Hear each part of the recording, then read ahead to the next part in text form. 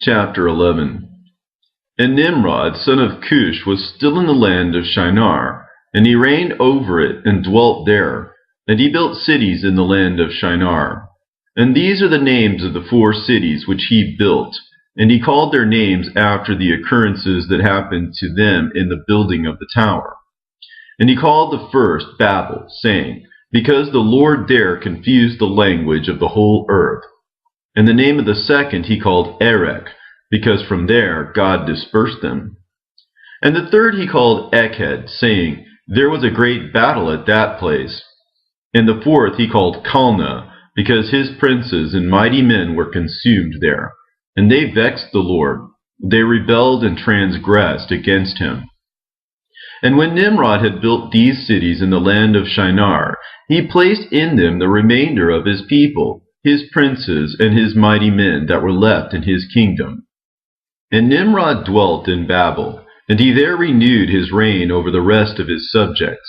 And he reigned securely, and the subjects and princes of Nimrod called his name Amraphel, saying that at the tower his princes and men fell through his means. And notwithstanding this, Nimrod did not return to the Lord, and he continued in wickedness, and teaching wickedness to the sons of men. And Mardon his son was worse than his father, and continued to add to the abominations of his father. And he caused the sons of men to sin. Therefore it is said, from the wicked goeth forth wickedness.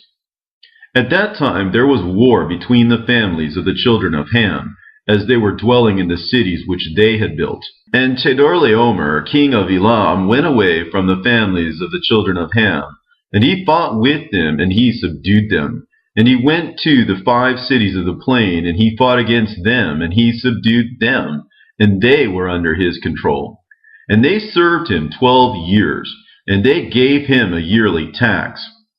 And at that time died Nahor, son of Serug, in the 49th year of the life of Abram, son of Terah. And in the 50th year of the life of Abram, son of Terah, Abram came forth from the house of Noah, and went to his father's house. And Abram knew the Lord, and he went in his ways and instructions, and the Lord his God was with him. And Terah his father was in those days still captain of the host of King Nimrod, and he still followed strange gods.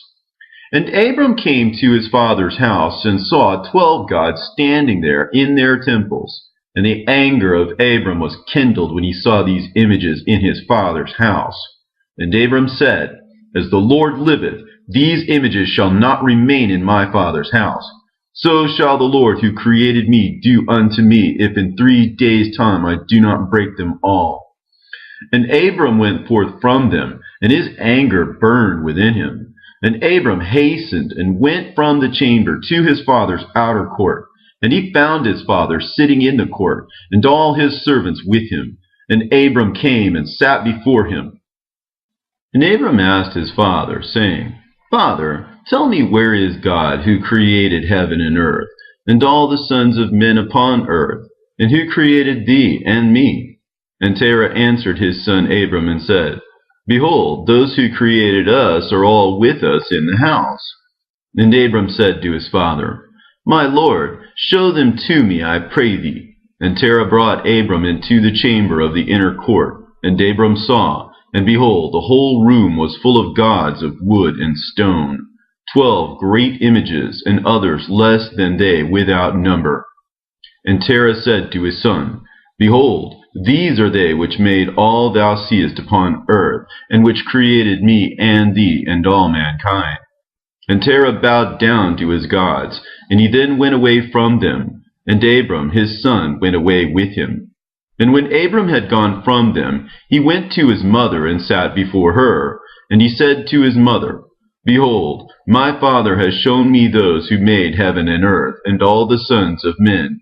Now therefore hasten and fetch a kid from the flock, and make of it savory meat, that I may bring it to my father's gods as an offering for them to eat. Perhaps I may thereby become acceptable to them. And his mother did so, and she fetched a kid, and made savory meat thereof, and brought it to Abram. And Abram took the savory meat from his mother, and brought it before his father's gods. And he drew nigh to them that they might eat. And Terah his father did not know of it. And Abram saw on the day when he was sitting amongst them, that they had no voice, no hearing, no motion, and not one of them could stretch forth his hand to eat. And Abram mocked them, and said, Surely the savory meat that I prepared has not pleased them, or perhaps it was too little for them, and for that reason they would not eat. Therefore tomorrow I will prepare fresh savory meat, better and more plentiful than this, in order that I may see the result. And it was on the next day that Abram directed his mother concerning the savory meat. And his mother rose and fetched 3 fine kids from the flock, and she made of them some excellent savory meat, such as her son was fond of, and she gave it to her son Abram. And Terah his father did not know of it. And Abram took the savory meat from his mother, and brought it before his father's gods into the chamber, and he came nigh unto them that they might eat, and he placed it before them. And Abram sat before them all day, thinking perhaps they might eat. And Abram viewed them, and behold, they had neither voice nor hearing, nor did one of them stretch forth his hand to the meat to eat. And in the evening of that day, in that house, Abram was clothed with the Spirit of God. And he called out and said, Woe unto my father and this wicked generation, whose hearts are all inclined to vanity, who serve these idols of wood and stone, which can neither eat, smell, hear, nor speak, who have mouths without speech, eyes without sight, ears without hearing, hands without feeling, and legs which cannot move. Like them are those that made them, and that trust in them. And when Abram saw all these things, his anger was kindled against his father. And he hastened, and took a hatchet in his hand, and came unto the chamber of the gods. And he broke all his father's gods. And when he had done breaking the images, he placed the hatchet in the hand of the great God which was there before them. And he went out. And Terah his father came home, for he had heard at the door the sound of the striking of the hatchet. So Terah came into the house to know what this was about. And Terah, having heard the noise of the hatchet in the room of images, ran to the room to the images, and he met Abram going out. And Terah entered the room, and found all the idols fallen down and broken, and the hatchet in the hand of the largest, which was not broken, and the savory meat which Abram his son had made was still before them. And when Terah saw this, his anger was greatly kindled, and he hastened and went from the room to Abram. And he found Abram his son still sitting in the house, and he said to him, What is this work thou hast done to my gods? And Abram answered Terah his father, and he said, Not so, my lord, for I brought savory meat before them, and when I came nigh to them with the meat that they might eat, they all at once stretched forth their hands to eat before the great one had put forth his hand to eat. And the large one saw their works that they did before him, and his anger was violently kindled against them. And he went and took the hatchet that was in the house, and came to them, and broke them all. And behold, the hatchet is yet in his hand, as thou seest. And Terah's anger was kindled against his son Abram when he spoke this. And Terah said to Abram his son in anger, What is this tale that thou hast told? Thou speakest lies to me. Is there in these gods spirit, soul, or power to do all that thou hast told me? Are they not yet wood and stone? And have I not myself made them? And canst thou speak such lies, saying the large God that was with them smote them? It is thou that didst place the hatchet in his hands, and then sayest he smote them all. And Abram answered his father, and said to him, And how canst thou serve these idols, in whom there is no power to do anything? Can those idols in which thou trustest deliver thee? Can they hear thy prayers when thou callest upon them? Can they deliver thee from the hands of thy enemies? Or will they fight in thy battles for thee against thy enemies? That thou shouldest serve wood and stone, which can neither speak nor hear? Now surely it is not good for thee, nor for the sons of men that are connected with thee, to do these things. Are you so silly, so foolish, or so short of understanding that you will serve wood and stone and do after this manner, and forget the Lord God who made heaven and earth, and who created you in the earth, and thereby bring a great evil upon your souls in this matter by serving stone and wood? Did not our fathers in the days of old sin in this matter, and the Lord God of the universe brought the waters of the flood upon them and destroyed the whole earth? And how can you continue to do this and serve gods of wood and stone, who cannot hear or speak or deliver you from oppression, thereby bringing down the anger of the God of the universe upon you? Now therefore, my father, refrain from this, and bring not evil upon thy soul and the souls of thy household. And Abram hastened and sprang from before his father, and took the hatchet from his father's largest idol, with which Abram broke it and ran away. And Terah, seeing all that Abram had done, hastened to go from his house. And he went to the king, and he came before Nimrod and stood before him. And he bowed down to the king. And the king said, What dost thou want? And he said, I beseech thee, my lord, to hear me. Now 50 years back a child was born to me, and thus has he done to my gods, and thus has he spoken. And now therefore, my lord and king, send for him, that he may come before thee, and judge him according to the law, that we may be delivered from his evil. And the king sent 3 men of his servants, and they went and brought Abram before the king. And Nimrod and all his princes and servants were that day sitting before him, and Terah sat also before them. And the king said to Abram, What is this that thou hast done to thy father and to his gods? And Abram answered the king in the words that he spoke to his father.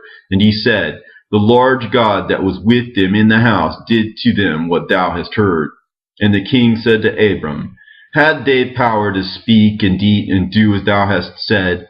And Abram answered the king, saying, And if there be no power in them, why dost thou serve them, and cause the sons of men to err through thy follies? Dost thou imagine that they can deliver thee, or do anything small or great, that thou shouldest serve them? And why wilt thou not sense the God of the whole universe, who created thee, and in whose power it is to kill and keep alive? O foolish, simple, and ignorant king, woe unto thee forever!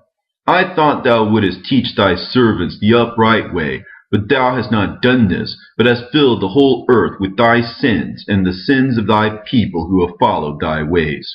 Dost thou not know, or hast thou not heard, that this evil which thou doest, our ancestors sinned therein in days of old, and the eternal God brought the waters of the flood upon them, and destroyed them all, and also destroyed the whole earth on their account? And wilt thou and thy people rise up now and do like unto this work, in order to bring down the anger of the Lord God of the universe, and to bring evil upon thee and the whole earth? Now therefore, put away this evil deed which thou doest, and serve the God of the universe, as thy soul is in his hands, and then it will be well with thee. And if thy wicked heart will not hearken to my words, to cause thee to forsake thy evil ways, and to serve the eternal God, then wilt thou die in shame in the latter days, thou, thy people, and all who are connected with thee, hearing thy words or walking in thy evil ways. And when Abram had ceased speaking before the king and princes, Abram lifted up his eyes to the heavens, and he said, The Lord seeth all the wicked, and he will judge them. Chapter 12. And when the king heard the words of Abram, he ordered him to be put into prison. And Abram was 10 days in prison. And at the end of those days the king ordered that all the kings, princes, and governors of different provinces, and the sages should come before him. And they sat before him. And Abram was still in the house of confinement. And the king said to the princes and sages, Have you heard what Abram, the son of Terah, has done to his father? Thus has he done to him. And I ordered him to be brought before me, and thus has he spoken. His heart did not misgive him, neither did he stir in my presence, and behold, now he is confined in prison. And therefore decide what judgment is due to this man who reviled your king, who spoke and did all the things that you heard. And they all answered the king, saying, The man who revileth the king should be hanged upon a tree. But having done all the things that he said, and having despised our gods, he must therefore be burned to death, for this is the law in this matter. If it pleaseth the king to do this, let him order his servants to kindle a fire both night and day in thy brick furnace, and then we will cast this man into it. And the king did so. And he commanded his servants that they should prepare a fire for 3 days and 3 nights in the king's furnace, that is, in Kasdim. And the king ordered them to take Abram from prison and bring him out to be burned. And all the king's servants, princes, lords, governors, and judges, and all the inhabitants of the land, about 900,000 men, stood opposite the furnace to see Abram. And all the women and little ones crowded upon roofs and towers to see what was doing with Abram. And they all stood together at a distance, and there was not a man left that did not come on that day to behold the scene. And when Abram was come, the conjurers of the king and the sages saw Abram, and they cried out to the king, saying, O sovereign Lord, surely this is the man whom we know to have been the child at whose birth the great star swallowed the 4 stars, which we declared to the king now 50 years since. And behold, now his father has also transgressed thy commands, and mocked thee by bringing thee another child, which thou didst kill. And when the king heard their words, he was exceedingly wroth, and he ordered Terah to be brought before him. And the king said, Hast thou heard what the conjurers have spoken? Now tell me truly, how didst thou? And if thou shalt speak truth, thou shalt be acquitted. And seeing that the king's anger was so much kindled, Terah said to the king, My lord and king, thou hast heard the truth, and what the sages have spoken is right. And the king said, How couldst thou do this thing, to transgress my orders, and to give me a child that thou didst not beget, and to take value for him? And Terah answered the king, Because my tender feelings were excited for my son at that time, and I took a son of my handmaid, and I brought him to the king. And the king said, Who advised thee to do this? Tell me, do not hide aught from me, and then thou shalt not die. And Terah was greatly terrified in the king's presence, and he said to the king, It was Haran, my eldest son, who advised me to do this. And Haran was in those days that Abram was born 32 years old. But Haran did not advise his father to anything, for Terah said this to the king in order to deliver his soul from the king, for he feared greatly.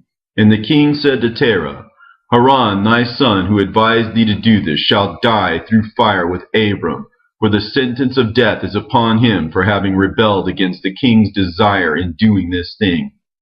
And Haran at that time felt inclined to follow the ways of Abram, but he kept it within himself. And Haran said in his heart, Behold, now the king has seized Abram on account of these things which Abram did. And it shall come to pass that if Abram prevail over the king, I will follow him. But if the king prevail, I will go after the king. And when Terah had spoken this to the king concerning Haran his son, the king ordered Haran to be seized with Abram. And they brought them both, Abram and Haran his brother, to cast them into the fire. And all the inhabitants of the land, and the king's servants and princes, and all the women and little ones were there, standing that day over them. And the king's servants took Abram and his brother, and they stripped them of all their clothes, excepting their lower garments, which were upon them. And they bound their hands and feet with linen cords. And the servants of the king lifted them up, and cast them both into the furnace.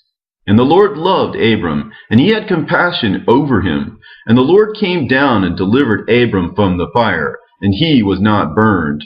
But all the cords with which they bound him were burned, while Abram remained and walked about in the fire. And Haran died when they had cast him into the fire, and he was burned to ashes, for his heart was not perfect with the Lord.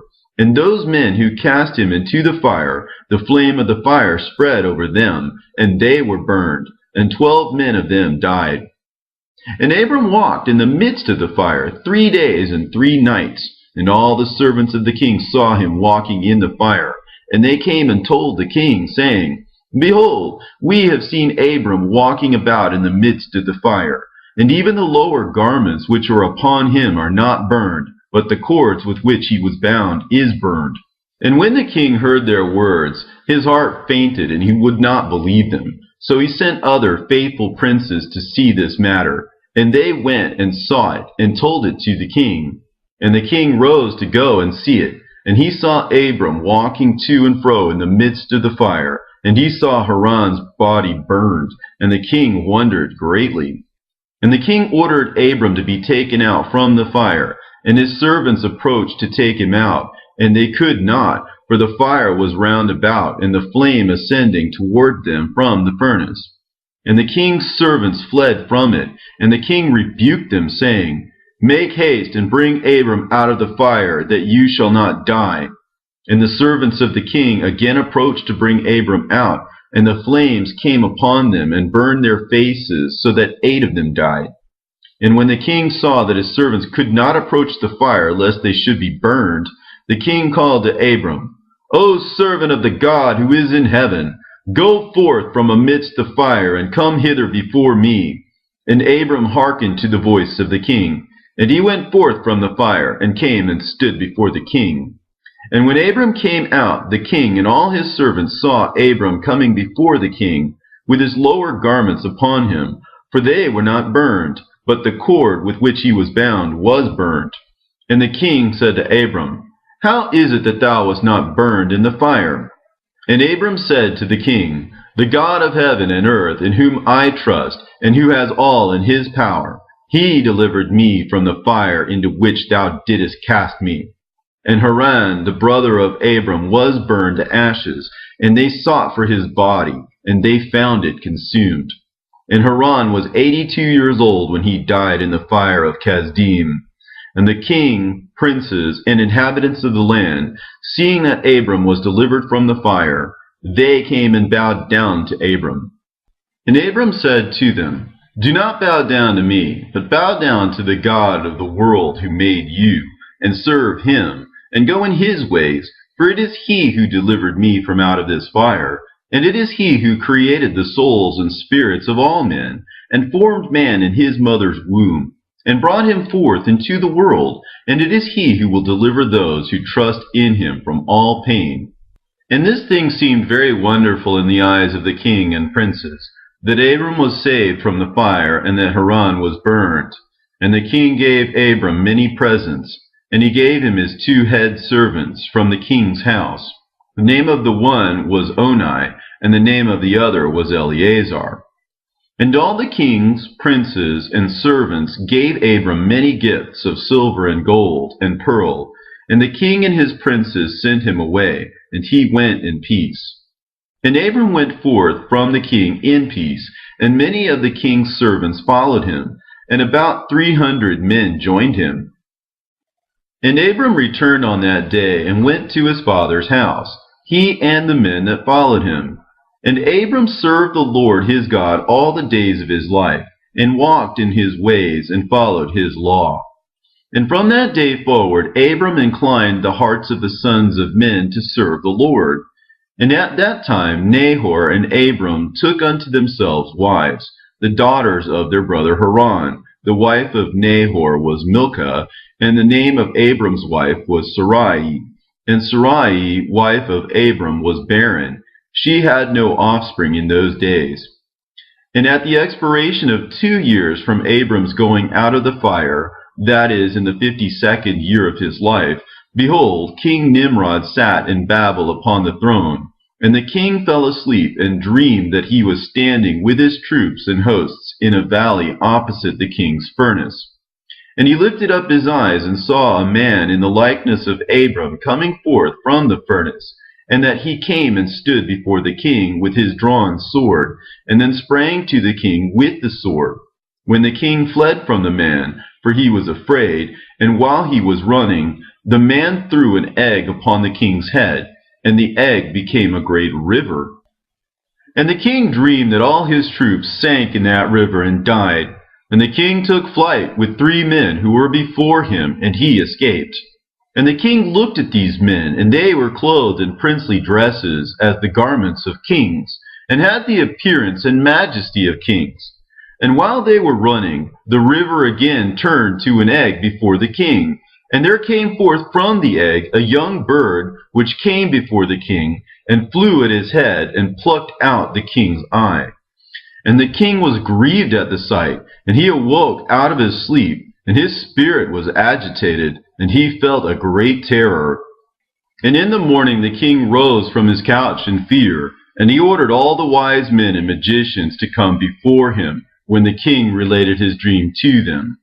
And a wise servant of the king, whose name was Anuki, answered the king, saying, This is nothing else but the evil of Abram and his seed, which will spring up against my lord and king in the latter days. And behold, the day will come when Abram and his seed and the children of his household will war with my king, and they will smite all the king's hosts and his troops. And as to what thou hast said, according to the 3 men which thou didst see like unto thyself, and which did escape, this means that only thou wilt escape with 3 kings from the kings of the earth, who will be with thee in battle. And that which thou sawest of the river which turned to an egg as at first, and the young bird plucking out thine eye, this means nothing else but the seed of Abraham, which will slay the king in latter days. This is my king's dream. This is its interpretation, and the dream is true, and the interpretation which thy servant has given thee is right. Now therefore, my king, surely thou knowest that it is now 52 years since thy sages saw this at the birth of Abram. And if my king will suffer Abram to live in the earth, it will be to the injury of my lord and king. For all the days that Abram liveth, neither thou nor thy kingdom will be established. For this was known formerly at his birth. And why will not my king slay him, that his evil may be kept from thee in latter days? And Nimrod hearkened to the voice of Anuki, and he sent some of his servants in secret to go and seize Abram, and bring him before the king to suffer death. And Eleazar, Abram's servant, whom the king had given him, was at that time in the presence of the king. And he heard what Anuki had advised the king, and what the king had said to cause Abram's death. And Eleazar said to Abram, Hasten, rise up, and save thy soul, that thou mayest not die through the hands of the king. For thus did he see in a dream concerning thee, and thus did Anuki interpret it. And thus also did Anuki advise the king concerning thee. And Abram hearkened to the voice of Eleazar, and Abram hastened and ran for safety to the house of Noah and his son Shem. And he concealed himself there, and found a place of safety. And the king's servants came to Abram's house to seek him, but they could not find him. And they searched throughout the country, and he was not to be found. And they went and searched in every direction, and he was not to be met with. And when the king's servants could not find Abram, they returned to the king. But the king's anger against Abram was stilled, as they did not find him, and the king drove from his mind the matter concerning Abram. And Abram was concealed in Noah's house for 1 month, until the king had forgotten this matter. But Abram was still afraid of the king, and Terah came to see Abram his son secretly in the house of Noah. And Terah was very great in the eyes of the king. And Abram said to his father, Dost thou not know that the king thinketh to slay me, and to annihilate my name from the earth by the advice of his wicked counselors? Now whom hast thou here, and what hast thou in this land? Arise, let us go together to the land of Canaan, that we may be delivered from his hand, lest thou perish also through him in the latter days. Dost thou not know, or hast thou not heard, that it is not through love that Nimrod giveth thee all this honor, but it is only for his benefit that he bestoweth all this good upon thee? And if he do unto thee greater good than this, surely these are only vanities of the world. For wealth and riches cannot avail in the day of wrath and anger. Now therefore, hearken to my voice, and let us arise and go to the land of Canaan. out of the reach of injury from Nimrod, and serve thou the Lord who created thee in the earth, and it will be well with thee, and cast away all the vain things which thou pursuest. And Abram ceased to speak, when Noah and his son Shem answered Terah, saying, True is the word which Abram hath said unto thee. And Terah hearkened to the voice of his son Abram, and Terah did all that Abram said, for this was from the Lord, that the king should not cause Abram's death. Chapter 13. And Terah took his son Abram and his grandson Lot, the son of Haran, and Sarai his daughter-in-law, the wife of his son Abram, and all the souls of his household, and went with them from Ur-Kasdim to go to the land of Canaan. And when they came as far as the land of Haran, they remained there, for it was exceedingly good land for pasture, and of sufficient extent for those who accompanied them. And the people of the land of Haran saw that Abram was good and upright with God and men, and that the Lord his God was with him. And some of the people of the land of Haran came and joined Abram, and he taught them the instruction of the Lord and his ways. And these men remained with Abram in his house, and they adhered to him. And Abram remained in the land 3 years, and at the expiration of 3 years, the Lord appeared to Abram and said to him, I am the Lord who brought thee forth from Ur-Kasdim, and delivered thee from the hands of all thine enemies. And now, therefore, if thou wilt hearken to my voice, and keep my commandments, my statutes, and my laws, then will I cause thy enemies to fall before thee, and I will multiply thy seed like the stars of heaven, and I will send my blessing upon all the works of thy hands, and thou shalt lack nothing. Arise now, take thy wife, and all belonging to thee, and go to the land of Canaan, and remain there. And I will there be unto thee for a God, and I will bless thee. And Abram rose, and took his wife, and all belonging to him, and he went to the land of Canaan, as the Lord had told him. And Abram was 50 years old when he went from Haran. And Abram came to the land of Canaan, and dwelt in the midst of the city. And he there pitched his tent amongst the children of Canaan, inhabitants of the land. And the Lord appeared to Abram when he came to the land of Canaan, and said to him, This is the land which I gave unto thee, and to thy seed after thee forever. And I will make thy seed like the stars of heaven, and I will give unto thy seed for an inheritance all the lands which thou seest. And Abram built an altar in the place where God had spoken to him. And Abram there called upon the name of the Lord. At that time, at the end of 3 years of Abram's dwelling in the land of Canaan, in that year Noah died, which was the 58th year of the life of Abram. And all the days that Noah lived were 950 years, and he died. And Abram dwelt in the land of Canaan, he, his wife, and all belonging to him, and all those that accompanied him, together with those that joined him from the people of the land.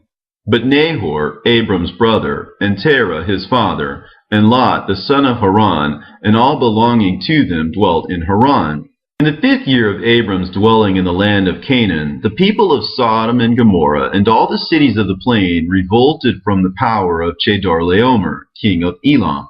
For all the kings of the cities of the plain had served Chedorlaomer for 12 years, and given him a yearly tax. But in those days, in the 13th year, they rebelled against him. And in the 10th year of Abram's dwelling in the land of Canaan, there was war between Nimrod, king of Shinar, and Chedorlaomer, king of Elam. And Nimrod came to fight with Chedorlaomer and to subdue him. For Chedorlaomer was at that time one of the princes of the hosts of Nimrod. And when all the people at the tower were dispersed, and those that remained were also scattered upon the face of the earth, Chedorlaomer went to the land of Elam and reigned over it, and rebelled against his Lord. And in those days, when Nimrod saw that the cities of the plain had rebelled, he came with pride and anger to war with Chedorlaomer. And Nimrod assembled all his princes and subjects, about 700,000 men, and went against Chedorlaomer. And Chedorlaomer went out to meet him with 5,000 men, and they prepared for battle in the valley of Babel, which is between Elam and Shinar. And all those kings fought there, and Nimrod and his people were smitten before the people of Chedorlaomer. And there fell from Nimrod's men about 600,000, and Mardon the king's son fell amongst them. And Nimrod fled and returned in shame and disgrace to his land, and he was under subjection to Chedorlaomer for a long time. And Chedorlaomer returned to his land and sent princes of his hosts to the kings that dwelt around him, to Arioch, king of Elasar, and to Tidal, king of Goyim, and made a covenant with them, and they were all obedient to his commands. And it was in the 15th year of Abram's dwelling in the land of Canaan, which is the 70th year of the life of Abram, and the Lord appeared to Abram in that year, and he said to him, I am the Lord who brought thee out from Ur-Kasdim to give thee this land for an inheritance. Now therefore walk before me, and be perfect, and keep my commands.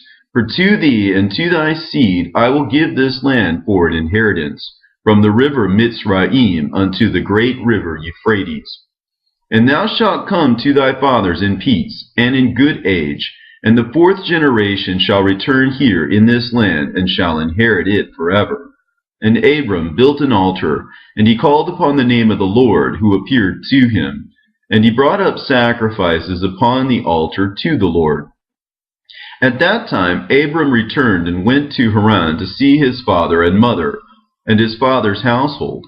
And Abram and his wife and all belonging to him returned to Haran, and Abram dwelt in Haran 5 years.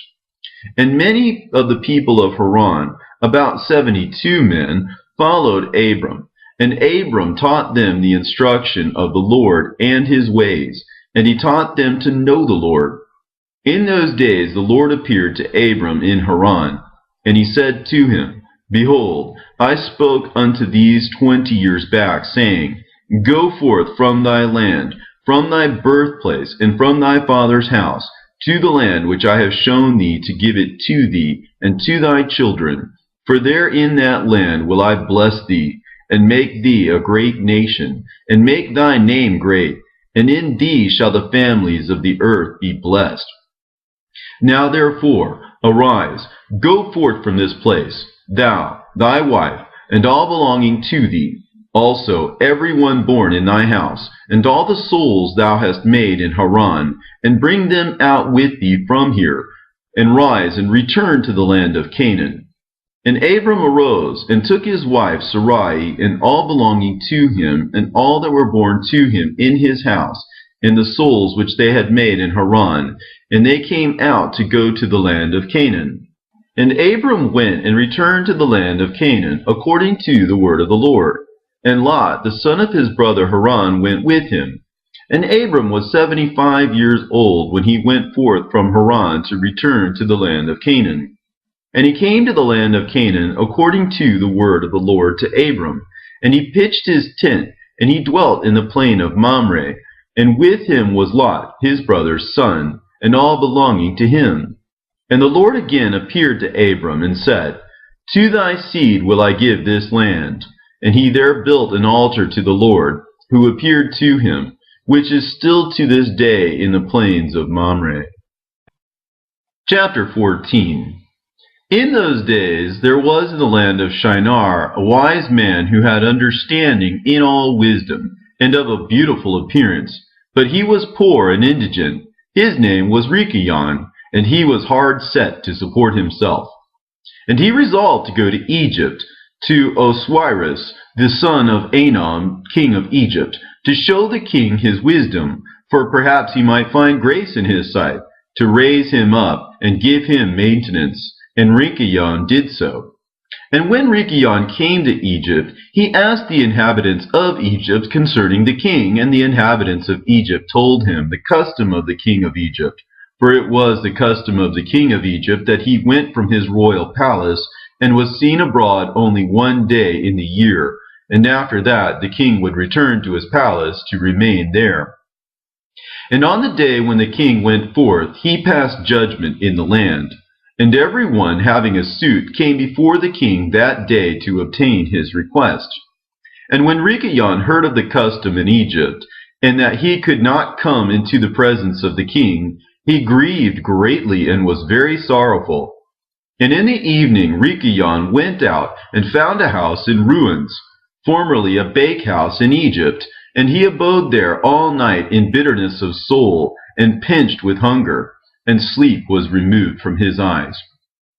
And Ricion considered within himself what he should do in the town until the king made his appearance, and how he might maintain himself there.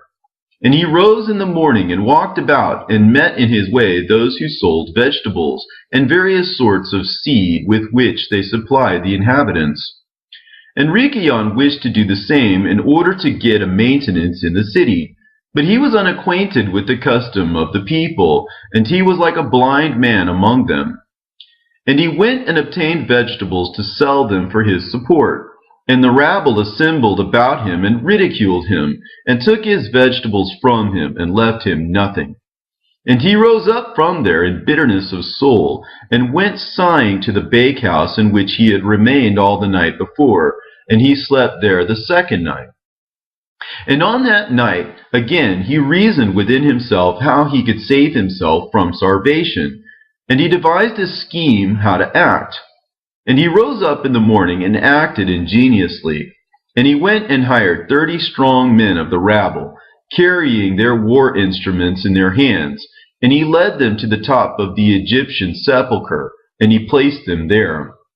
And he commanded them, saying, Thus saith the king, Strengthen yourselves, and be valiant men, and let no man be buried here until 200 pieces of silver be given, and then he may be buried. And those men did according to the order of Ricion to the people of Egypt the whole of that year.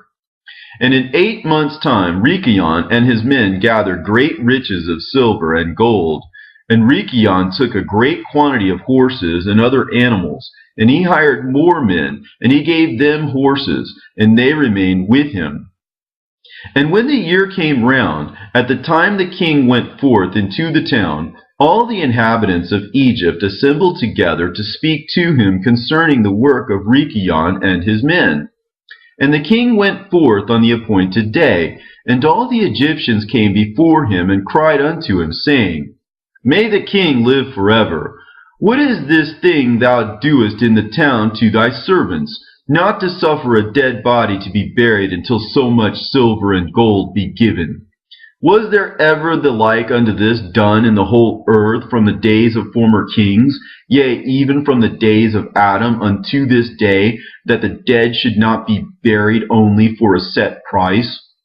We know it to be the custom of kings to take a yearly tax from the living, but thou dost not only do this, but from the dead also thou exactest a tax day by day. Now, O king, we can no more bear this, for the whole city is ruined on this account, and dost thou not know it? And when the king heard all they had spoken, he was very wroth, and his anger burned within him at this affair, for he had known nothing of it. And the king said, Who and where is he that dares to do this wicked thing in my land without my command? Surely you will tell me. And they told him all the works of Ricion and his men. And the king's anger was aroused, and he ordered Ricion and his men to be brought before him. And Ricion took about 1,000 children, sons and daughters, and clothed them in silk and embroidery, and he set them upon horses, and sent them to the king by means of his men. And he also took a great quantity of silver and gold and precious stones, and a strong and beautiful horse as a present for the king, with which he came before the king and bowed down to the earth before him. And the king, his servants, and all the inhabitants of Egypt wondered at the work of Ricion. And they saw his riches and the present that he had brought to the king. And it greatly pleased the king, and he wondered at it. And when Ricion sat before him, the king asked him concerning all his works. And Ricion spoke all his words wisely before the king, his servants, and all the inhabitants of Egypt. And when the king heard the words of Ricion and his wisdom, Rikayon found grace in his sight, and he met with grace and kindness from all the servants of the king, and from all the inhabitants of Egypt, on account of his wisdom and excellent speeches. And from that time they loved him exceedingly. And the king answered and said to Rikayon, Thy name shall no more be called Rikayon, but Pharaoh shall be thy name, since thou didst exact a tax from the dead. And he called his name Pharaoh. And the king and his subjects loved Rikayon for his wisdom, and they consulted with all the inhabitants of Egypt to make him prefect under the king. And all the inhabitants of Egypt and its wise men did so, and it was made a law in Egypt. And they made Rikayon Pharaoh prefect under Osiris king of Egypt. And Rikayon Pharaoh governed over Egypt, daily administering justice to the whole city. But Osiris the king would judge the people of the land one day in the year, when he went out to make his appearance. And Rikayon Pharaoh cunningly usurped the government of Egypt, and he exacted a tax from all the inhabitants of Egypt.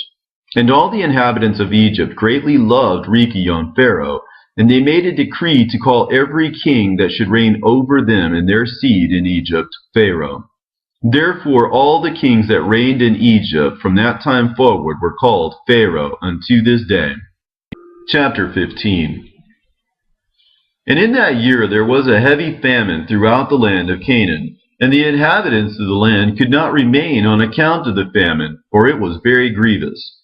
And Abram and all belonging to him rose and went down to Egypt on account of the famine. And when they were at the brook Mitzrayim, they remained there some time to rest from the fatigue of the road. And Abram and Sarai were walking at the border of the brook Mitzrayim. And Abram beheld his wife Sarai, that she was very beautiful. And Abram said to his wife Sarai, Since God has created thee with such a beautiful countenance, I am afraid of the Egyptians, lest they should slay me and take thee away. For the fear of God is not in these places. Surely then thou shalt do this. Say thou art my sister to all that may ask thee, in order that it may be well with me, and that we may live and not be put to death. And Abram commanded the same to all those that came with him to Egypt on account of the famine. Also his nephew Lot he commanded, saying, If the Egyptians ask thee concerning Sarai, say she is the sister of Abram. And yet with all these orders Abram did not put confidence in them, but he took Sarai and placed her in a chest and concealed it amongst the vessels. For Abram was greatly concerned about Sarai on account of the wickedness of the Egyptians. And Abram and all belonging to him rose up from the brook Mitzrayim and came to Egypt. And they had scarcely entered the gates of the city, when the guards stood up to them, saying, Give tithe to the king from what you have, and then you may come into the town. And Abram and those that were with him did so. And Abram with the people that were with him came to Egypt. And when they came, they brought the chest in which Sarah was concealed, and the Egyptians saw the chest. And the king's servants approached Abram, saying, What hast thou here in this chest which we have not seen? Now open thou the chest, and give tithe to the king of all that it contains. And Abram said, This chest will I not open, but all you demand upon it will I give. And Pharaoh's officers answered Abram, saying, It is a chest of precious stones. Give us the tenth thereof. Abram said, All that you desire I will give, but you must not open the chest. And the king's officers pressed Abram, and they reached the chest and opened it with force. And they saw, and behold, a beautiful woman was in the chest. And when the officers of the king beheld Sarai, they were struck with admiration at her beauty. And all the princes and servants of Pharaoh assembled to see Sarai, for she was very beautiful. And the king's officers ran and told Pharaoh all that they had seen, and they praised Sarai to the king. And Pharaoh ordered her to be brought, and the woman came before the king. And Pharaoh beheld Sarai, and she pleased him exceedingly, and he was struck with her beauty. And the king rejoiced greatly on her account, and made presents to those who brought him the tidings concerning her. And the woman was then brought to Pharaoh's house, and Abram grieved on account of his wife, and he prayed to the Lord to deliver her from the hands of Pharaoh. And Sarai also prayed at that time and said, O Lord God, thou didst tell my lord Abram to go from his land and from his father's house to the land of Canaan, and thou didst promise to do well with him if he would perform thy commands. Now behold, we have done that which thou didst command us, and we left our land and our families, and we went to a strange land, and to a people whom we have not known before. And we came to this land to avoid the famine, and this evil accident has befallen me. Now therefore, O Lord God, deliver us, and save us from the hand of this oppressor, and do well with me for the sake of thy mercy. And the Lord hearkened to the voice of Sarai, and the Lord sent an angel to deliver Sarai from the power of Pharaoh. And the king came and sat before Sarai, and behold, an angel of the Lord was standing over them. And he appeared to Sarai and said to her, Do not fear, for the Lord has heard thy prayer. And the king approached Sarai and said to her, What is that man to thee who brought thee hither? And she said, He is my brother. And the king said, It is incumbent upon us to make him great, to elevate him, and to do unto him all the good which thou shalt command us. And at that time the king sent to Abram silver and gold and precious stones in abundance, together with cattle, men servants, and maid servants. And the king ordered Abram to be brought, and he sat in the court of the king's house. And the king greatly exalted Abram on that night. And the king approached to speak to Sarai, and he reached out his hand to touch her, when the angel smote him heavily, and he was terrified, and he refrained from reaching to her. And when the king came near to Sarai, the angel smote him to the ground, and acted thus to him the whole night, and the king was terrified. And the angel on that night smote heavily all the servants of the king, and his whole household on account of Sarai. And there was a great lamentation that night amongst the people of Pharaoh's house. And Pharaoh, seeing the evil that befell him, said, Surely on account of this woman has this thing happened to me. And he removed himself at some distance from her, and spoke pleasing words to her.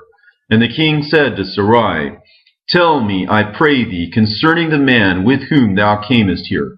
And Sarai said, This man is my husband. And I said to thee that he was my brother, for I was afraid, lest thou shouldest put him to death through wickedness. And the king kept away from Sarai, and the plagues of the angel of the Lord ceased from him and his household. And Pharaoh knew that he was smitten on account of Sarai, and the king was greatly astonished at this. And in the morning the king called for Abram and said to him, What is this thou hast done to me? Why didst thou say, She is my sister, owing to which I took her unto me for a wife? And this heavy plague has therefore come upon me and my household. Now therefore, here is thy wife. Take her and go from our land, lest we all die on her account. And Pharaoh took more cattle, men servants, and maid servants, and silver and gold to give to Abram. And he returned unto him Sarai his wife. And the king took a maiden whom he begat by his concubines, and he gave her to Sarai for a handmaid. And the king said to his daughter, It is better for thee, my daughter, to be a handmaid in this man's house, than to be a mistress in my house, after we have beheld the evil that befell us on account of this woman. And Abram arose, he and all belonging to him went away from Egypt, and Pharaoh ordered some of his men to accompany him and all that went with him. And Abram returned to the land of Canaan, to the place where he had made the altar, where he had at first pitched his tent. And Lot, the son of Haran, Abram's brother, had a heavy stock of cattle, flocks, and herds and tents, for the Lord was bountiful to them on account of Abram. And when Abram was dwelling in the land, the herdsmen of Lot quarreled with the herdsmen of Abram, for their property was too great for them to remain together in the land, and the land could not bear them on account of their cattle. And when Abram's herdsmen went to feed their flock, they would not go into the fields of the people of the land, but the cattle of Lot's herdsmen did otherwise, for they were suffered to feed in the fields of the people of the land. And the people of the land saw this occurrence daily, and they came to Abram and quarreled with him on account of Lot's herdsmen. And Abram said to Lot, "What is this thou art doing to me, to make me despicable to the inhabitants of the land, that thou orderest thy herdsmen to feed thy cattle in the fields of the other people? Dost thou not know that I am a stranger in this land amongst the children of Canaan? And why wilt thou do this unto me?" And Abram quarreled daily with Lot on account of this. But Lot would not listen to Abram, and he continued to do the same. And the inhabitants of the land came and told Abram. And Abram said unto Lot, "How long wilt thou be to me for a stumbling block with the inhabitants of the land? Now I beseech thee, let there be no more quarreling between us, for we are kinsmen. But I pray thee, separate from me. Go and choose a place where thou mayest dwell with thy cattle and all belonging to thee, but keep thyself at a distance from me, thou and thy household. And be not afraid in going from me, for if any one do an injury to thee, let me know, and I will avenge thy cause from him. Only remove from me." And when Abram had spoken all these words to Lot, then Lot arose and lifted up his eyes toward the plain of Jordan. And he saw that the whole of this place was well watered, and good for man, as well as affording pasture for the cattle. And Lot went from Abram to that place, and he there pitched his tent, and he dwelt in Sodom, and they were separated from each other. And Abram dwelt in the plain of Mamre, which is Hebron, and he pitched his tent there, and Abram remained in that place many years. Chapter 16. At that time Chedorlaomer, king of Elam, sent to all the neighboring kings, to Nimrod, king of Shinar, who was then under his power, and to Tidal, king of Goyim, and to Arioch, king of Elasar, with whom he made a covenant, saying, "Come up with me, and assist me, that we may smite all the towns of Sodom and its inhabitants, for they have rebelled against me these 13 years. And these 4 kings went up with all their camps, about 800,000 men. And they went as they were, and smote every man they found in their road. And the 5 kings of Sodom and Gomorrah, Shinab, king of Admah, Shemeber, king of Zeboyim, Bera, king of Sodom, Bersha, king of Gomorrah, and Bela, king of Zoar, went out to meet them, and they all joined together in the valley of Siddim. And these 9 kings made war in the valley of Siddim, and the kings of Sodom and Gomorrah were smitten before the kings of Elam. And the valley of Siddim was full of lime pits, and the kings of Elam pursued the kings of Sodom, and the kings of Sodom with their camps fled and fell into the lime pits, and all that remained went to the mountain for safety. And the 5 kings of Elam came after them, and pursued them to the gates of Sodom, and they took all that there was in Sodom. And they plundered all the cities of Sodom and Gomorrah, and they also took Lot, Abram's brother's son, and his property, and they seized all the goods of the cities of Sodom, and they went away.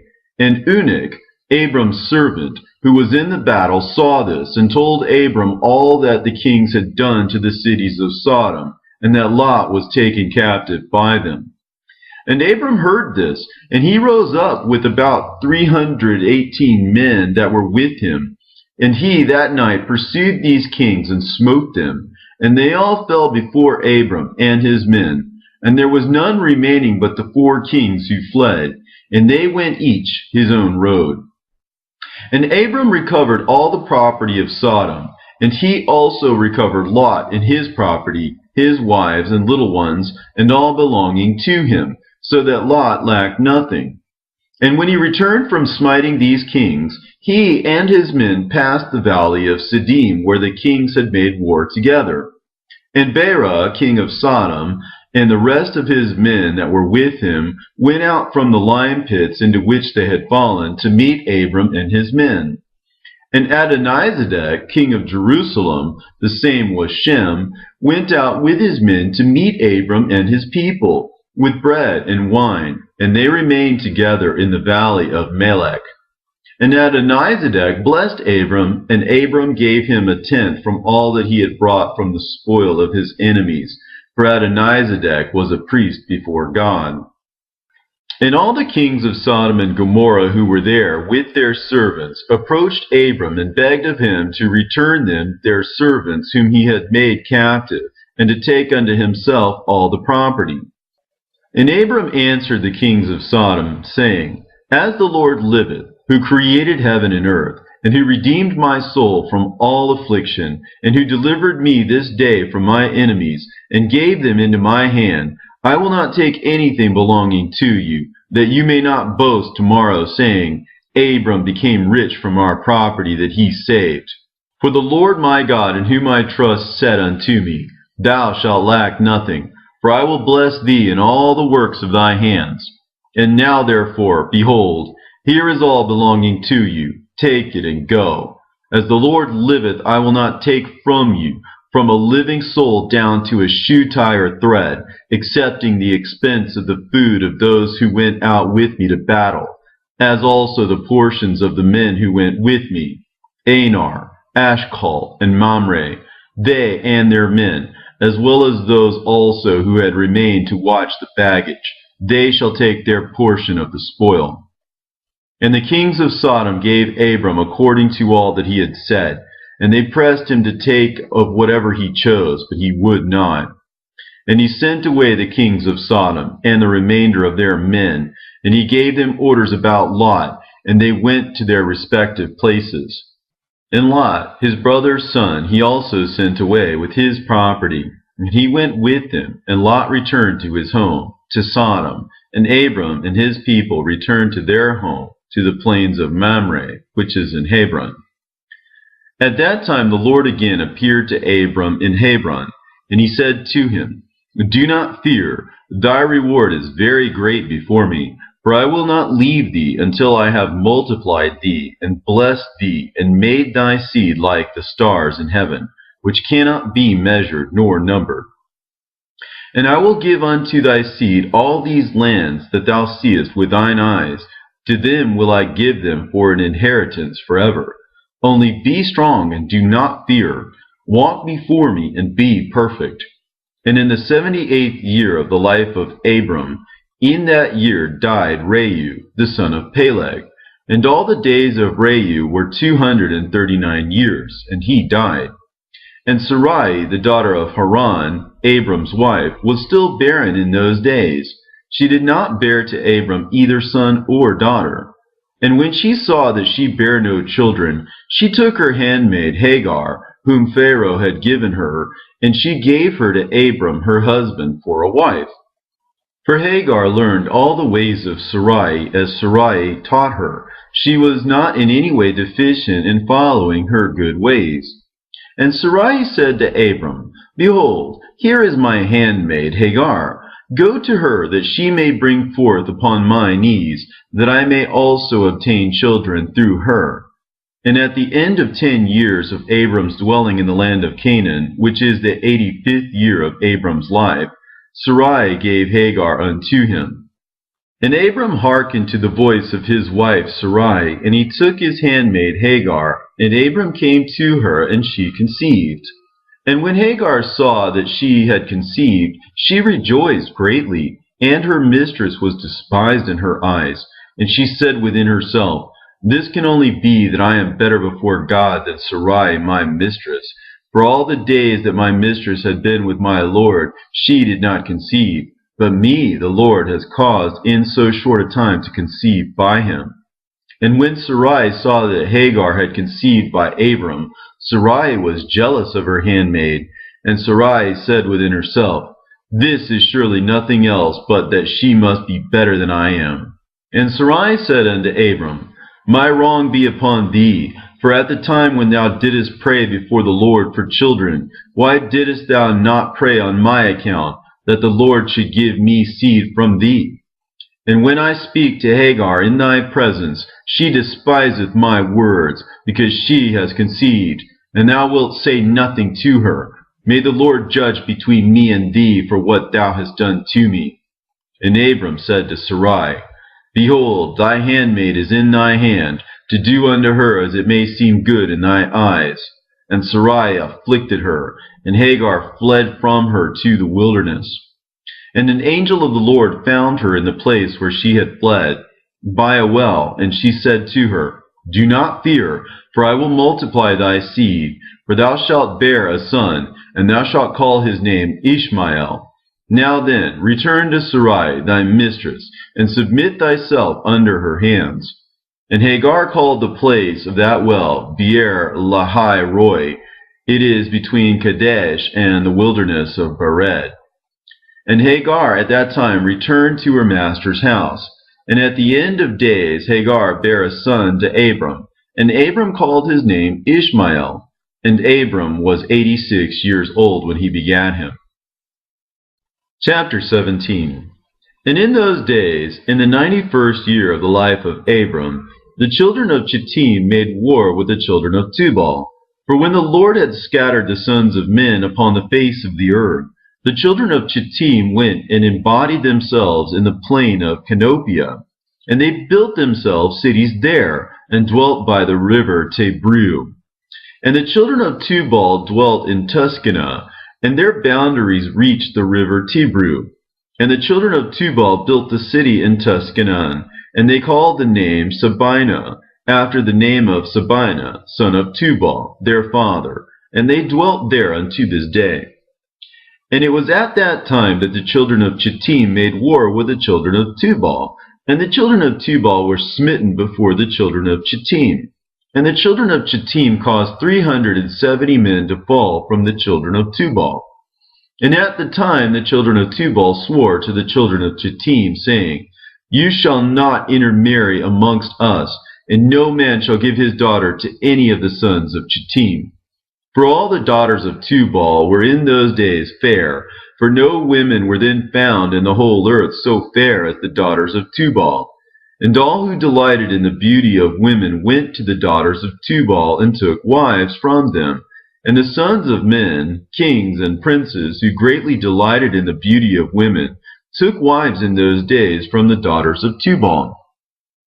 And at the end of 3 years, after the children of Tubal had sworn to the children of Chittim not to give them their daughters for wives, about 20 men of the children of Chittim went to take some of the daughters of Tubal, but they found none.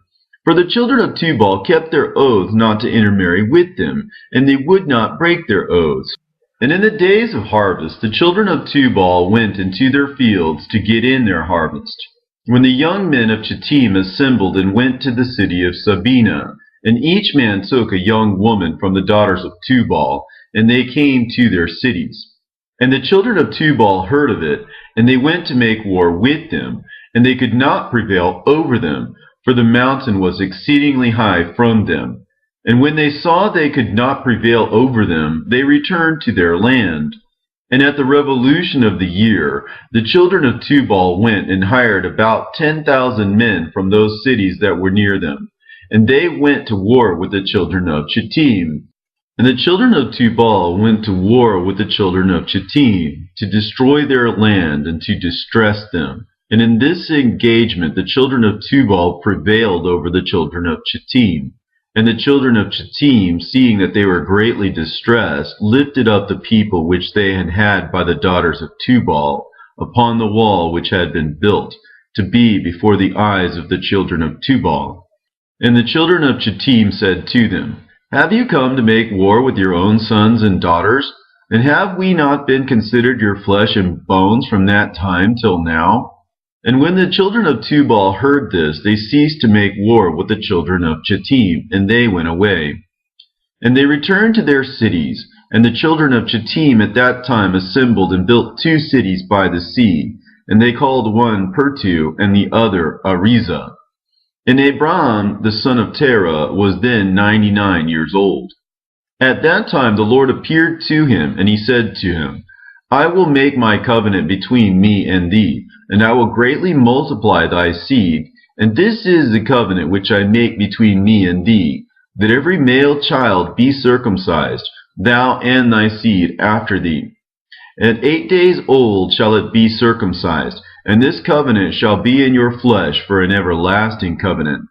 And now therefore thy name shall no more be called Abram, but Abraham, and thy wife shall no more be called Sarai, but Sarah. For I will bless you both, and I will multiply your seed after you, that you shall become a great nation, and kings shall come forth from you. Chapter 18. And Abram rose and did all that God had ordered him. And he took the men of his household, and those bought with his money, and he circumcised them as the Lord had commanded him. And there was not one left whom he did not circumcise. And Abraham and his son Ishmael were circumcised in the flesh of their foreskin. 13 years old was Ishmael when he was circumcised in the flesh of his foreskin. And in the 3rd day Abraham went out of his tent, and sat at the door to enjoy the heat of the sun during the pain of his flesh. And the Lord appeared to him in the plain of Mamre, and sent 3 of his ministering angels to visit him. And he was sitting at the door of the tent, and he lifted his eyes and saw, and lo, 3 men were coming from a distance, and he rose up and ran to meet them. And he bowed down to them, and brought them into his house. And he said to them, If now I have found favor in your sight, turn in and eat a morsel of bread. And he pressed them, and they turned in, and he gave them water, and they washed their feet, and he placed them under a tree at the door of the tent. And Abraham ran and took a calf, tender and good, and he hastened to kill it, and gave it to his servant Eliezer to dress. And Abraham came to Sarah in the tent, and he said to her, Make ready quickly 3 measures of fine meal, knead it, and make cakes to cover the pot containing the meat. And she did so. And Abraham hastened and brought before them butter and milk, beef and mutton, and gave it before them to eat before the flesh of the calf was sufficiently done. And they did eat. And when they had done eating, one of them said to him, I will return to thee according to the time of life, and Sarah thy wife shall have a son. And the men afterward departed and went their ways, to the places to which they were sent. In those days all the people of Sodom and Gomorrah and of the whole 5 cities were exceedingly wicked and sinful against the Lord, and they provoked the Lord with their abominations.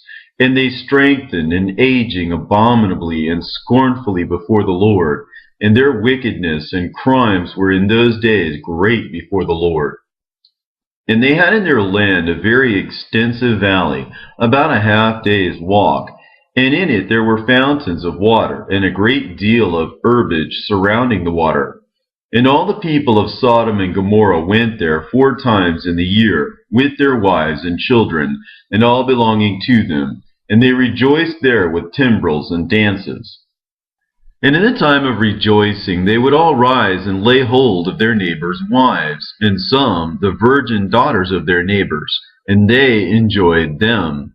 And each man saw his wife and daughter in the hands of his neighbor, and did not say a word. And they did so from morning to night, and they afterward returned home, each man to his house, and each woman to her tent. So they always did 4 times in the year. And when a stranger came into their cities and brought goods which he had purchased with a view to dispose of there, the people of these cities would assemble, men, women, and children, young and old, and go to the man and take his goods by force, giving a little to each man until there was an end to all the goods of the owner which he had brought into the land. And if the owner of the goods quarreled with him, saying, What is this work which you have done to me? They would then approach him one by one, and each would show him the little which he took, and taunt him, saying, I only took that little which thou didst give me. And when he heard this from them all, he would arise and go from them in sorrow and bitterness of soul, when they would all arise and go after him, and drive him out of the city with great noise and tumult. And there was a man from the country of Elam, who was leisurely going on the road, seated upon his ass, which carried a fine mantle of divers colors, and the mantle was bound with a cord upon the ass. And the man was on his journey, passing through the street of Sodom, when the sun set in the evening. And he remained there in order to abide during the night, but no one would let him into his house. And at that time there was in Sodom a wicked and mischievous man, one skillful to do evil, and his name was Hadad. And he lifted up his eyes and saw the traveler in the street of the city, and he came to him and said, Whence comest thou, and whither dost thou go? And the man said to him, I am traveling from Hebron to Elam, where I belong. And as I passed, the sun set, and no one would suffer me to enter his house, though I had bread and water, and also straw and provender for my ass, and am short of nothing. And Hadad answered and said to him, All that thou shalt want shall be supplied by me, but in the street thou shalt not abide all night. And Hadad brought him to his house, and he took off the mantle from his ass with the cord, and brought them to his house. And he gave the ass straw and provender, whilst the traveler ate and drank in Hadad's house, and he abode there that night.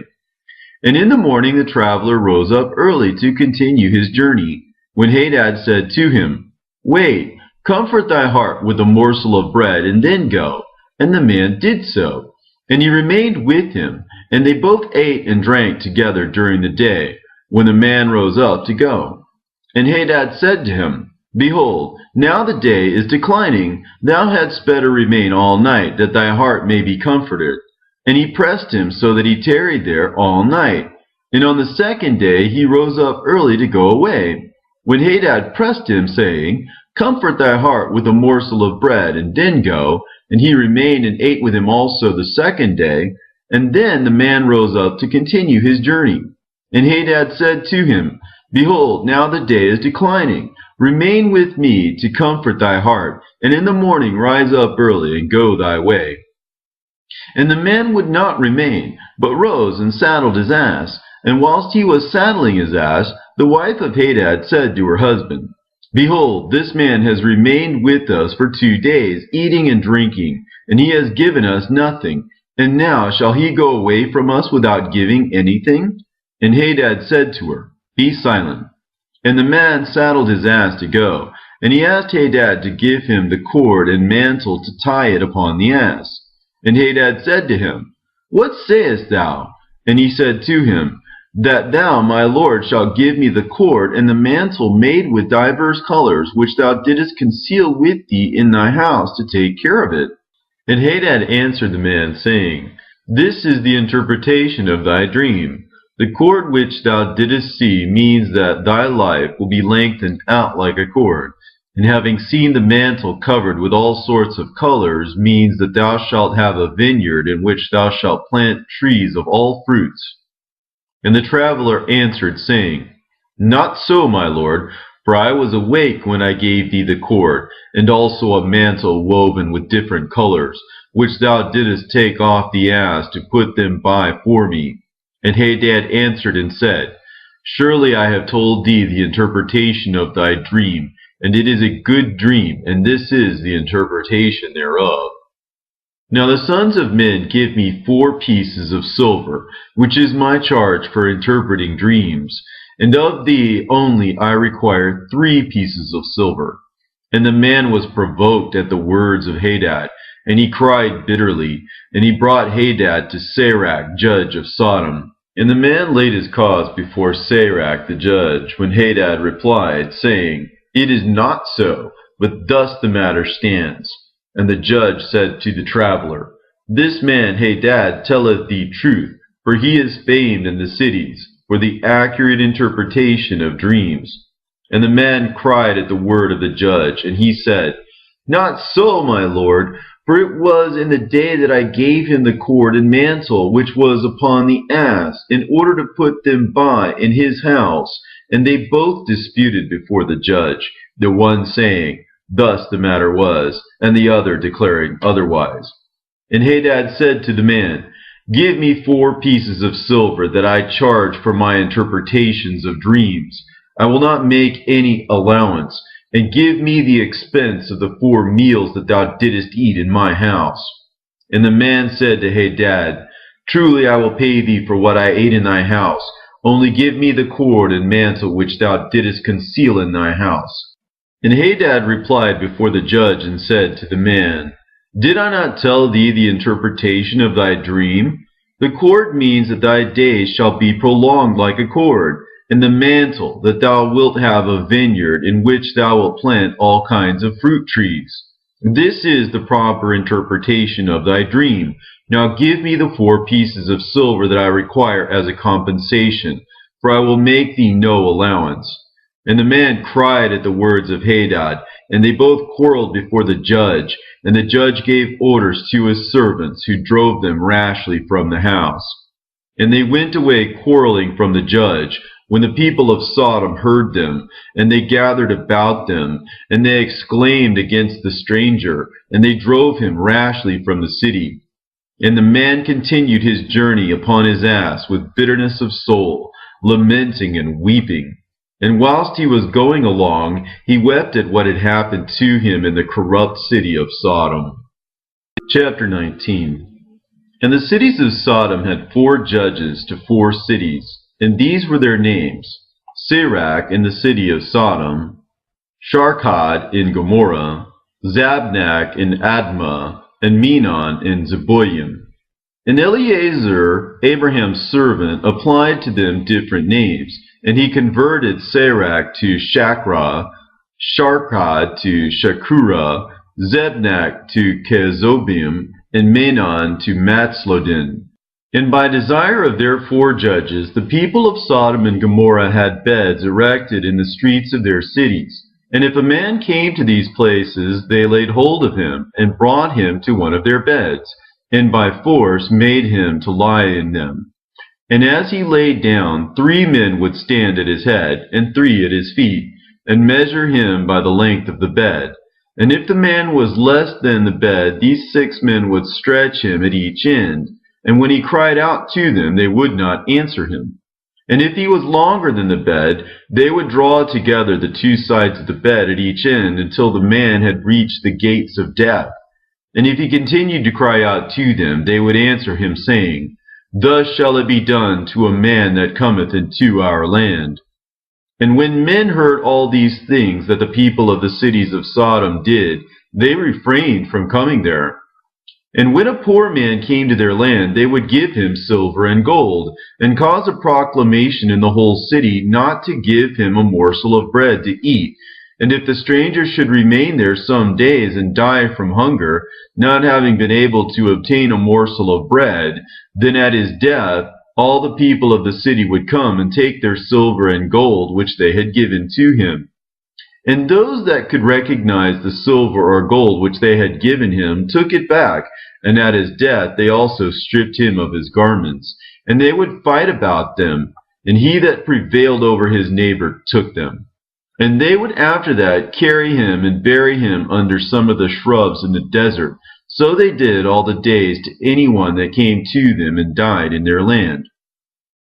And in the course of time, Sarah sent Eliezer to Sodom to see Lot and to inquire after his welfare. And Eliezer went to Sodom, and he met a man of Sodom fighting with a stranger. And the man of Sodom stripped the poor man of all his clothes and went away. And this poor man cried to Eliezer, and supplicated his favor on account of what the man of Sodom had done to him. And he said to him, Why dost thou act thus to the poor man who came to thy land? And the man of Sodom answered Eliezer, saying, Is this man thy brother, or have the people of Sodom made thee a judge this day that thou speakest about this man? And Eliezer strove with the man of Sodom on account of the poor man. And when Eliezer approached to recover the poor man's clothes from the man of Sodom, he hastened, and with a stone smote Eliezer in the forehead. And the blood flowed copiously from Eliezer's forehead. And when the man saw the blood, he caught hold of Eliezer, saying, Give me my hire for having rid thee of this bad blood that was in thy forehead, for such is the custom and the law in our land. And Eliezer said to him, Thou hast wounded me, and requirest me to pay thee thy hire. And Eleazar would not hearken to the words of the man of Sodom. And the man laid hold of Eleazar, and brought him to Shachra, the judge of Sodom, for judgment. And the man spoke to the judge, saying, I beseech thee, my lord, thus has this man done. For I smote him with a stone, that the blood flowed from his forehead, and he is unwilling to give me my hire. And the judge said to Eleazar, This man speaketh truth to thee. Give him his hire, for this is the custom in our land. And Eleazar heard the words of the judge, and he lifted up a stone, and smote the judge. And the stone stuck on his forehead, and the blood flowed copiously from the forehead of the judge. And Eleazar said, If this then is the custom in your land, give thou unto this man what I should have given him. For this has been thy decision. Thou didst decree it. And Eleazar left the man of Sodom with the judge, and he went away. And when the kings of Elam had made war with the kings of Sodom, the kings of Elam captured all the property of Sodom, and they took Lot captive with his property. And when it was told to Abraham, he went and made war with the kings of Elam, and he recovered from their hands all the property of Lot, as well as the property of Sodom. At that time the wife of Lot bare him a daughter, and he called her name Pilate, saying, Because God had delivered him and his whole household from the kings of Elam. And Pilate, daughter of Lot, grew up, and one of the men of Sodom took her for a wife. And a poor man came into the city to seek a maintenance, and he remained in the city some days. And all the people of Sodom caused a proclamation of their custom, not to give this man a morsel of bread to eat until he dropped dead upon the earth. And they did so. And Pilate, the daughter of Lot, saw this man lying in the streets, starved with hunger, and no one would give him anything to keep him alive, and he was just upon the point of death. And her soul was filled with pity on account of the man, and she fed him secretly with bread for many days, and the soul of this man was revived. For when she went forth to fetch water, she would put the bread in the water pitcher. And when she came to the place where the poor man was, she took the bread from the pitcher and gave it him to eat. She did so for many days. And all the people of Sodom and Gomorrah wondered how this man could bear starvation for so many days. And they said to each other, This can only be that he eats and drinks. For no man can bear starvation for so many days or live as this man has without even his countenance changing. And 3 men concealed themselves in a place where the poor man was stationed, to know who it was that brought him bread to eat. And Pilate, daughter of Lot, went forth that day to fetch water. And she put bread into her pitcher of water, and she went to draw water by the poor man's place. And she took out the bread from the pitcher and gave it to the poor man, and he ate it. And the 3 men saw what Pilate did to the poor man, and they said to her, It is thou then who hast supported him, and therefore has he not starved, nor changed in appearance, nor died like the rest. And the 3 men went out of the place in which they were concealed, and they seized Pilate and the bread which was in the poor man's hand. And they took Pilate and brought her before the judges, and they said to them, Thus did she do, and it is she who supplied the poor man with bread. And therefore did he not die all this time. Now therefore declare to us the punishment due to this woman for having transgressed our law. And the people of Sodom and Gomorrah assembled and kindled a fire in the street of the city, and they took the woman and cast her into the fire, and she was burned to ashes. And in the city of Admah there was a woman to whom they did the like.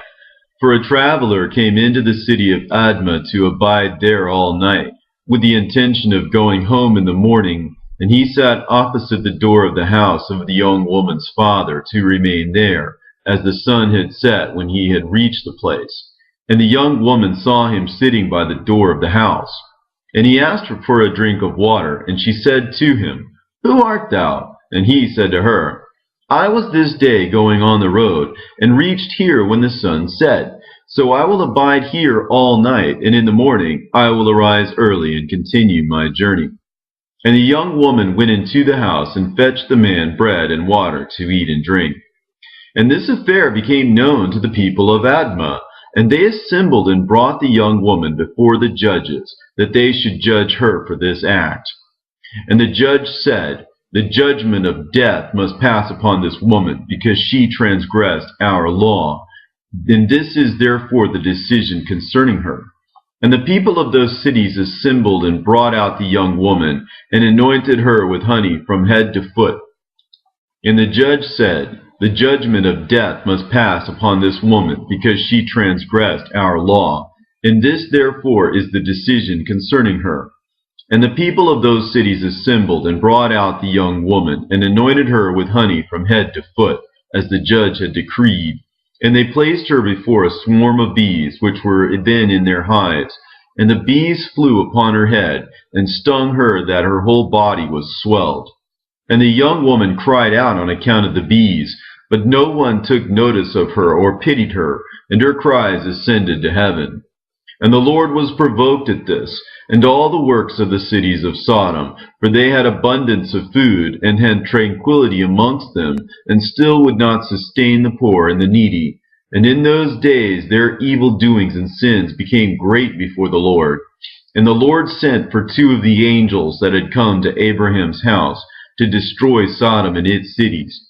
And the angels rose up from the door of Abraham's tent, after they had eaten and drunk. And they reached Sodom in the evening, and Lot was then sitting in the gate of Sodom. And when he saw them, he rose to meet them, and he bowed down to the ground. And he pressed them greatly, and brought them into his house. And he gave them victuals, which they ate, and they abode all night in his house.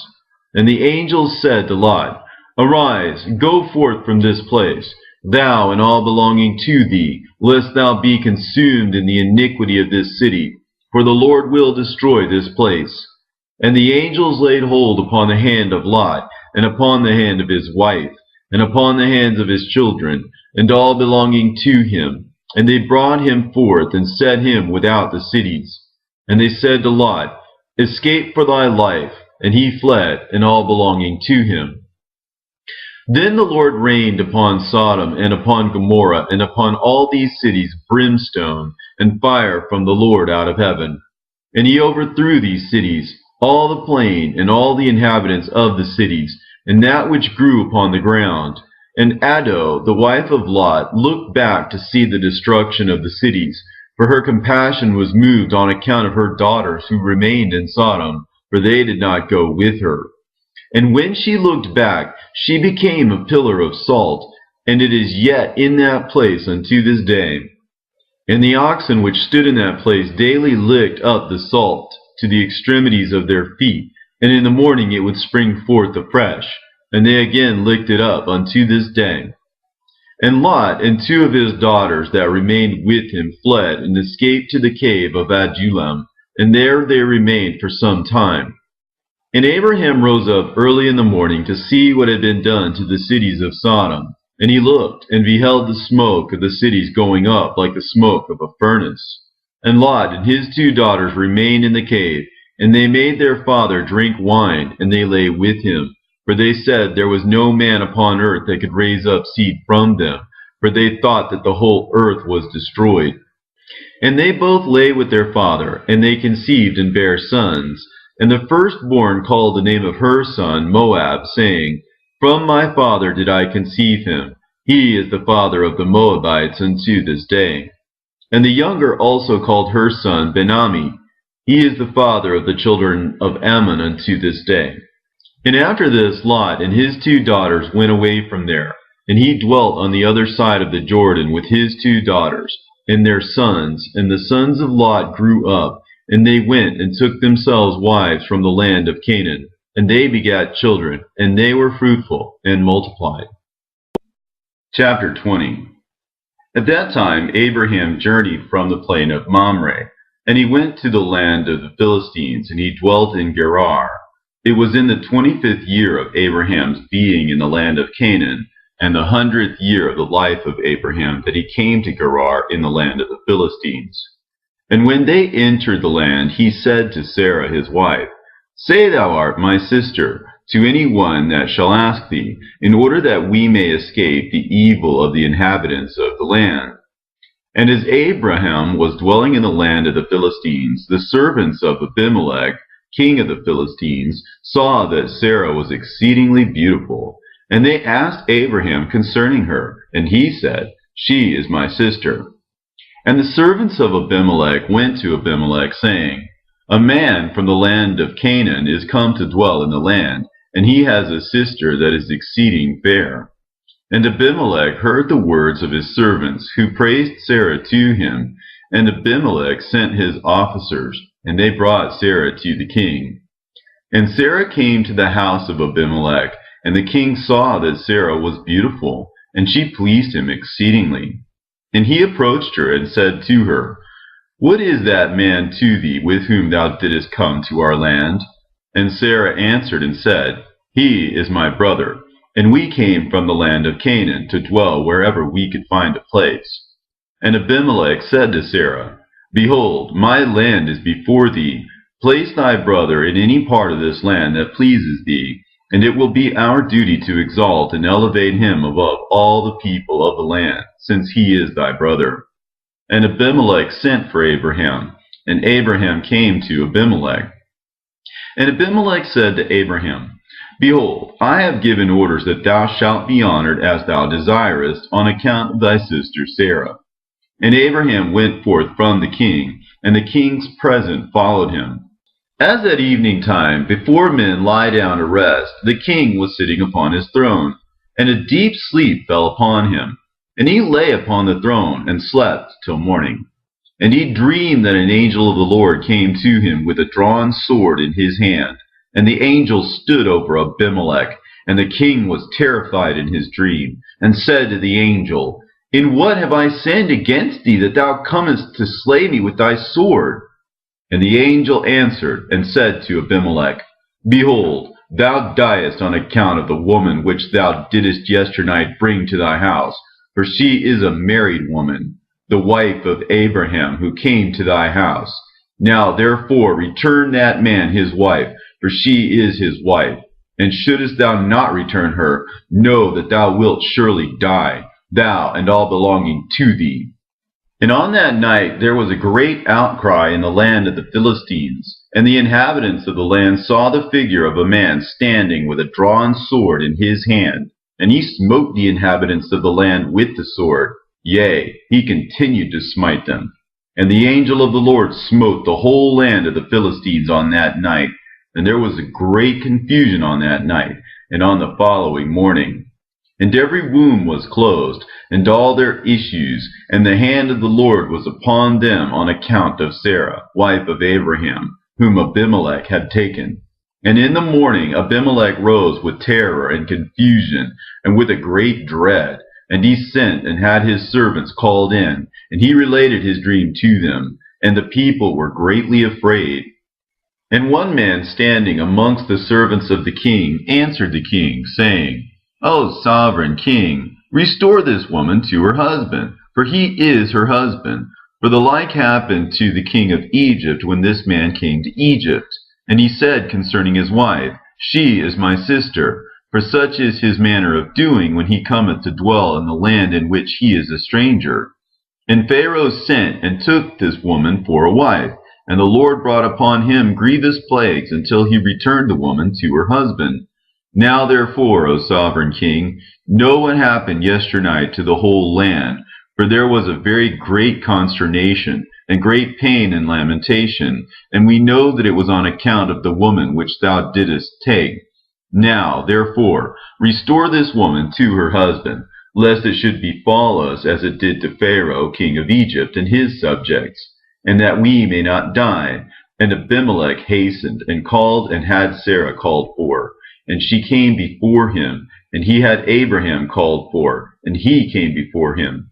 And Abimelech said to them, What is this work you have been doing in saying you are brother and sister? And I took this woman for a wife. And Abraham said, Because I thought I should suffer death on account of my wife. And Abimelech took flocks and herds, and men servants, and maidservants, and 1,000 pieces of silver, and he gave them to Abraham, and he returned Sarah to him. And Abimelech said to Abraham, Behold, the whole land is before thee. Dwell in it wheresoever thou shalt choose. And Abraham and Sarah his wife went forth from the king's presence, with honor and respect, and they dwelt in the land, even in Gerar. And all the inhabitants of the land of the Philistines and the king's servants were still in pain through the plague which the angel had inflicted upon them the whole night on account of Sarah. And Abimelech sent for Abraham, saying, Pray now for thy servants to the Lord thy God, that he may put away this mortality from amongst us. And Abraham prayed on account of Abimelech and his subjects, and the Lord heard the prayer of Abraham, and he healed Abimelech and all his subjects.